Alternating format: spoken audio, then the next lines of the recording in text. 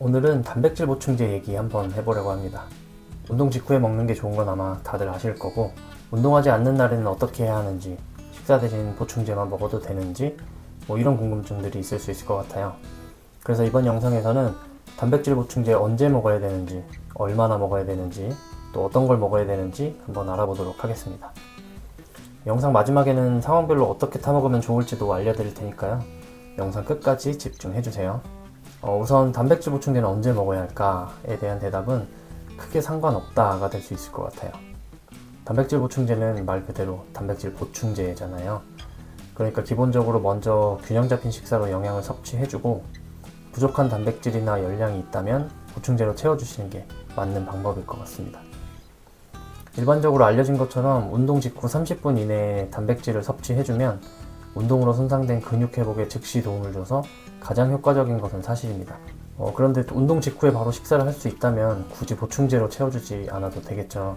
그러니까 상황에 맞춰서 일정상 하루 중에 내가 식사로 영양을 채워주지 못한다거나 식사만으로 단백질이 좀 부족한 것 같다거나 할 때 보충제로 활용을 해주는 것이 맞다고 볼 수 있겠습니다.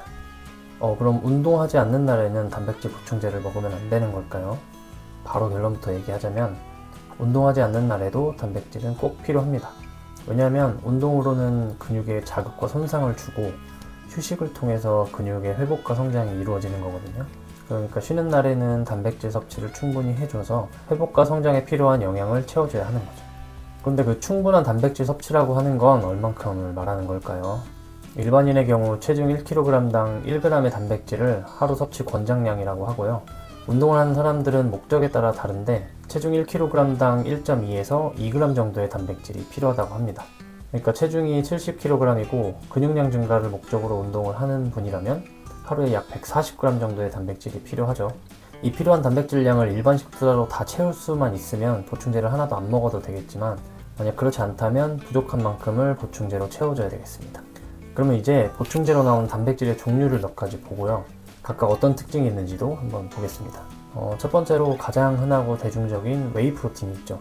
이 유청 단백질이라고 하는 웨이 프로틴은 소화가 빠른 게 특징이에요.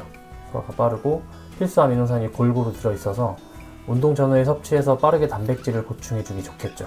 그 다음은 카제인인데요. 웨이 프로틴과 반대로 소화가 천천히 되는 게 특징이에요. 7, 8시간 동안 서서히 아미노산을 방출하기 때문에 일반적으로 취침 전에 먹으면 밤새 근육 분해를 막아준다고 하더라고요. 마지막으로 콩이나 현미 등에서 추출한 식물성 프로틴이 있어요. 앞서 말한 동물성 단백질들에 비해서는 필수 아미노산 구성 등이 완전하지 않을 수 있어서 혼합된 구성 성분을 좀 보고 고르셔야 합니다. 이렇게 보면 운동 전후나 생활 중에는 웨이 프로틴을 먹고 자기 전에는 카제인을 사용하면 베스트일 것 같은데, 가격 부담도 있고 귀찮기도 하고 하니까 그냥 웨이 프로틴 한 가지로만 해도 충분할 것 같습니다. 시중에 정말 많은 단백질 보충제 제품이 있는데요. 이 중에서 어떤 기준으로 선택을 해야 되나 한번 보겠습니다. 가장 첫 번째로 볼 건 당연히 단백질 함량일 것 같아요. 구성 성분 비율로 보면은 80% 정도, 절대량으로는 1회 제공량당 20에서 25g 정도 되는 걸 기준으로 보시면 될 것 같습니다. 제가 개인적으로 두 번째로 보는 건 맛인데요. 아무리 성분이 좋다고 해도 맛이 없으면 꾸준히 먹을 수가 없으니까 저는 이걸 두 번째로 보는 것 같아요. 그런데 또 맛을 좋게 하려고 하다 보면은 당 함량이 너무 많을 수가 있거든요. 그래서 당 함량이 너무 높지 않은 제품으로 적절히 중간점을 찾아서 보시면 될 것 같습니다. 제품마다 비타민, 미네랄 등 추가적인 영양소가 들어가 있는데요. 보충제를 섭취하시려는 목적에 따라서 이런 부가적인 부분도 같이 체크하시면 좋을 것 같습니다. 이제 이렇게 제품을 골랐으면 어떤 식으로 타서 먹을지도 한번 알아보면 좋을 것 같아요. 운동 전후에 먹는다라고 하면 물에 보충제만 필요한 만큼 타서 먹는 게 좋겠습니다. 앞서 말한 대로 제품을 고르셨다면 한번 타 먹으면 20에서 25g 정도의 단백질이 보충이 되겠죠. 그게 아니고 만약에 식사 대용이나 식간의 간식으로 먹는 상황이라면 미숫가루 같은 탄수화물을 추가해서 열량을 좀 맞춰주시는 게 좋을 것 같습니다.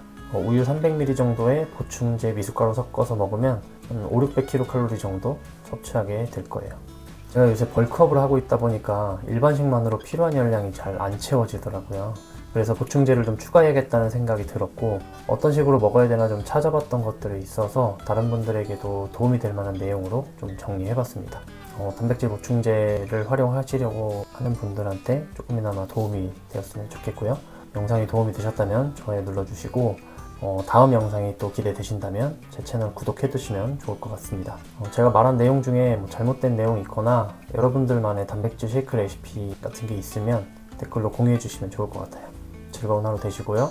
저는 다음 영상에서 뵙겠습니다.